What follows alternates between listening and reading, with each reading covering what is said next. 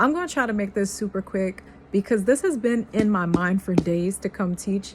And I just been working, so I'm so tired, but I'm about to do it. So you know the passage about the rich young ruler, and where it says it's easier for a camel to pass through the eye of a needle than for a rich man to enter into heaven. That's not about money. That's not about this man not selling giving his stuff away and following Jesus. That's not what it's about. Okay.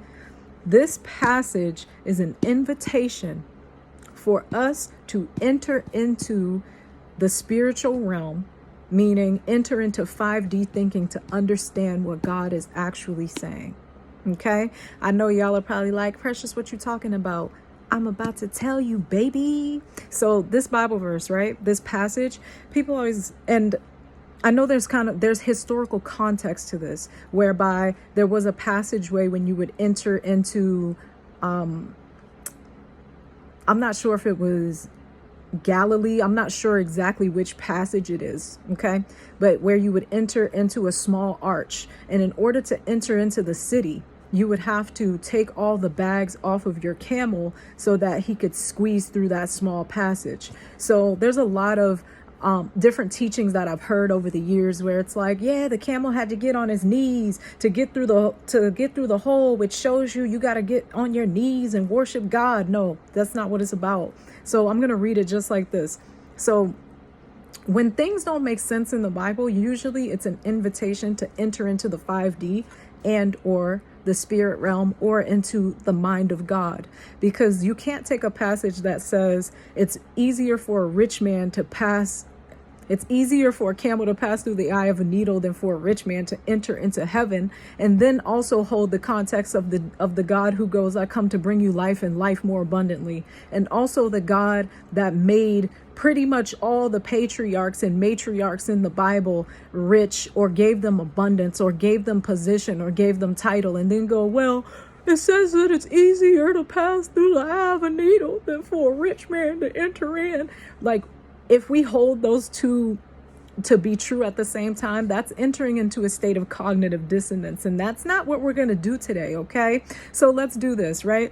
So one thing that tips it off about the passage, and the crazy part is, like, when I read the Bible, Jesus was funny. A lot of the time, Jesus is telling jokes, because when you think about it, during this time, he's in the cities, he's speaking to people who understand. So they're Hebrew, right? So the way that they tell jokes and the way that they understand humor is quite different from the way that we understand humor, right? And then it's translated by the Greeks, right? So now the humor is Greek humor. It's very sarcastic. It's very tongue-in-cheek, and it's very just, what's the word I'm looking for? Kind of hyperbolic in nature. And also it's what's the word I'm looking for?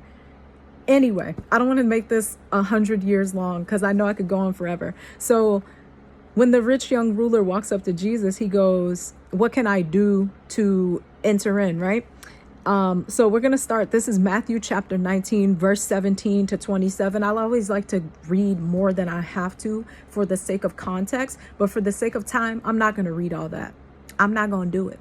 That's y'all's homework. That's why I gave you the Bible verse, baby, because that's your homework. Love you. Love you. Okay, here we go. So it says, and he said unto him, why callest thou me good? Why callest thou me good? There is none good but one, that is God. But if thou wilt enter into life, keep the commandments.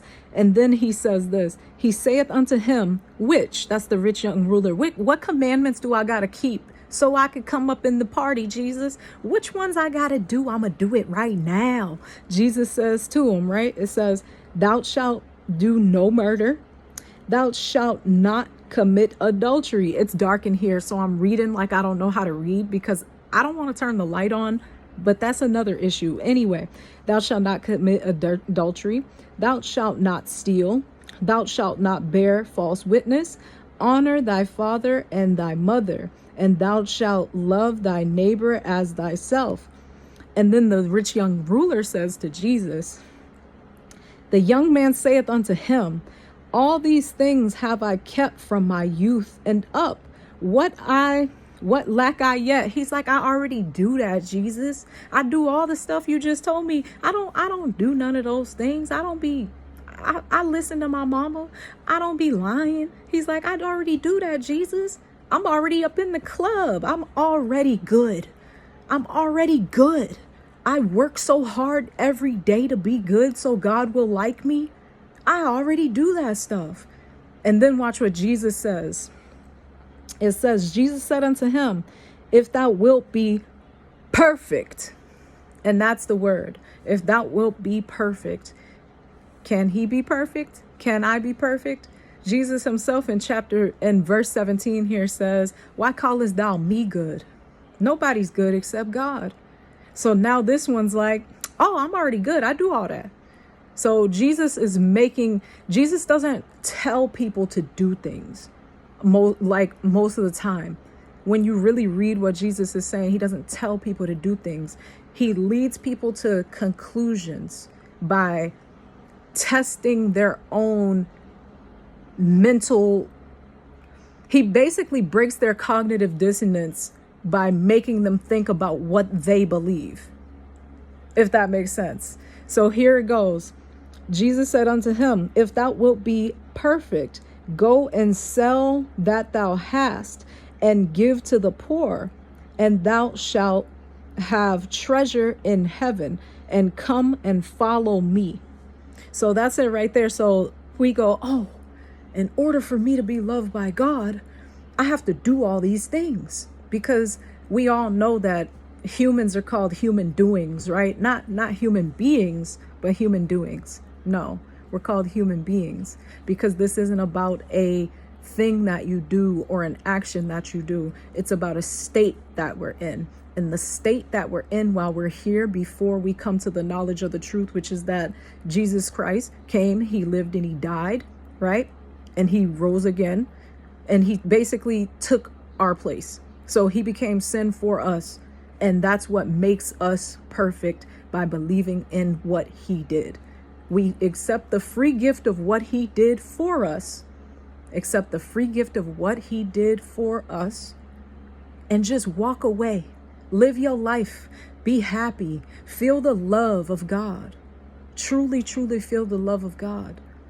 Because I guarantee you, whatever you're holding on to, and that's what we're talking about here.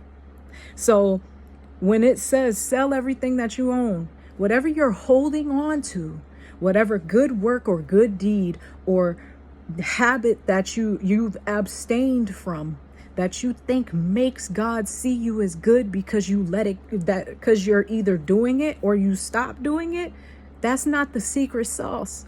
The secret sauce is just to trust. I guarantee you, all those things that you want to do, all those things that you feel like you have to stop doing, they will go to the proper place when you understand how truly loved that you are and that you're already set free. So I ask you today, how are you gonna carry the free gift that God has if your camel bags are too full to enter in through the kingdom door?